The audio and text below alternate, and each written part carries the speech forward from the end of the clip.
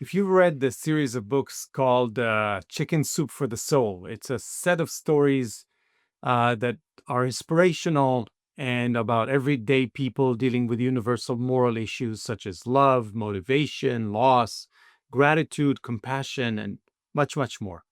It's a very interesting series of books that I've read. Not all of them, but some of them. And like many things in our culture, this book series is a mix of some good and some bad principles, which is why I think it deserves its name. Those are chicken soup level stories. Not a great gourmet meal, not a refined, masterful experience, but an average, low level food for the masses. So let me ask you, are you the person who's satisfied with eating chicken soup? Or are you looking for something better? Are you content with a layman's view of life, happiness, and virtue, or are you aiming for something that is much higher, a higher quality, higher precision and execution of a Michelin star chef? I don't know about you, but I am, in my short span of walking this earth, going after the best possible to me. I'm not content with a common level of understanding of life, morality, and happiness. I'm on my own journey to define what my life is about, what I want to achieve in this world, and what my unique happiness looks like. I don't take other people's recipes to create dishes that are not good for me, but maybe good for them. No, I don't. I have my own palate and my own tastes that I love. I want to create one gourmet meal after another, catered just for me. I don't buy the shallow common sense view of life. I don't go by faithful submission to some kind of laws of a God that doesn't exist. I don't go by passing whims and my emotions or emotionalistic view of the world. I do what a smart, scientific, high integrity person should do. I use my mind. I stay true to me and my nature and the nature of reality and who I am. I use my mind to discover the laws of reality and the laws that govern the human existence as a whole, and for me specifically, the laws of philosophy and nature and my own psychology. Chicken Soup for the Soul has some good, inspiring stories about positive virtues such as resilience, bravery, integrity, and commitment to values, but at the same time, it promotes something that might be called some poison in your chicken soup. To give you some concrete example of what I mean by that, consider the virtues of gratitude, humility, loyalty, forgiveness, hope, selflessness. Most people take those to be good and desirable virtues. Why? Let me take one specific virtue that I find specifically controversial: unconditional love. Unconditional love is bullshit. Sorry to say. Think about it. Every value in your life is conditional on your value judgment. You love your spouse because they have passed the most scrupulous test of your own value judgment that they are someone who enriches your life. The reality is that they have passed the test that makes a job interview look like a joke. You love your kids because they are yours, and you have a moral obligation to take care of them until they are independent. And there's so much more to say about that, but love is conditional. It's the most conditional things in life. Who you give your love to. Is compassion good? Well, to whom? To an orphan child who is suffering at no fault of their own? Yes, of course. To a drunk man on the street who ruined their lives one decision at a time? No.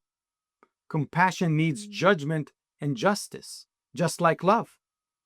Gratitude? To whom and for what? To a parent who is nurturing you for years and gives you a great childhood? Or to a mentor that spends time with you and teach you their craft? Definitely. But what about an abusive parent who destroys your childhood?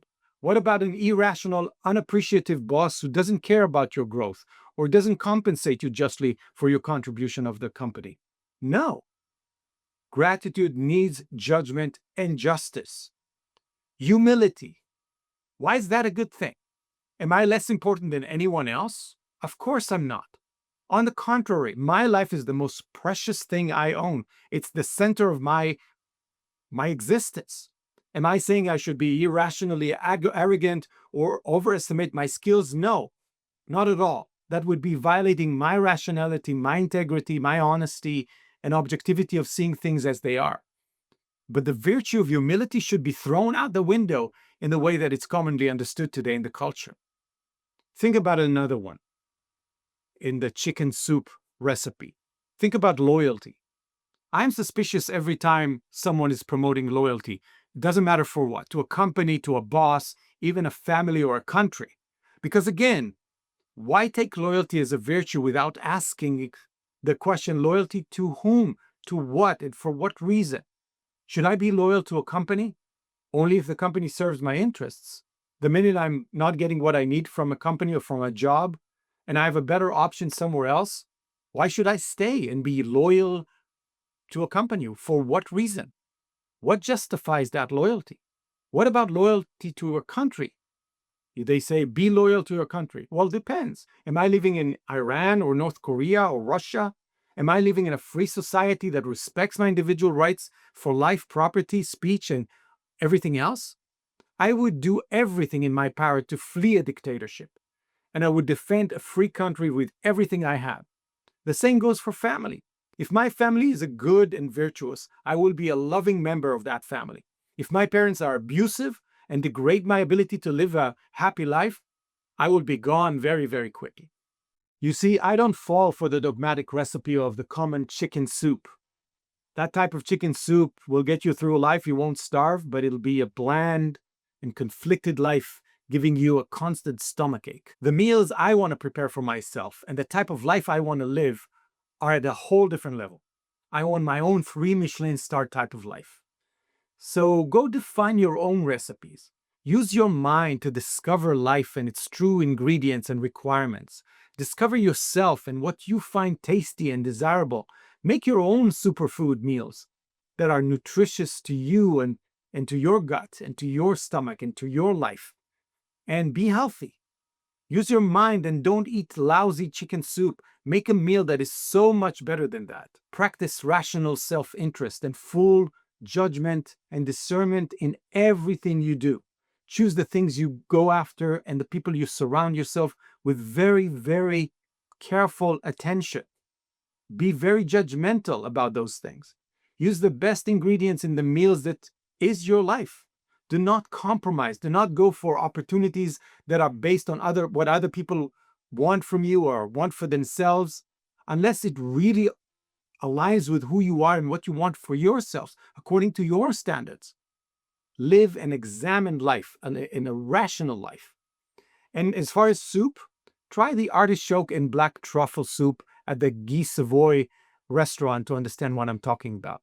That is the kind of life I want to live.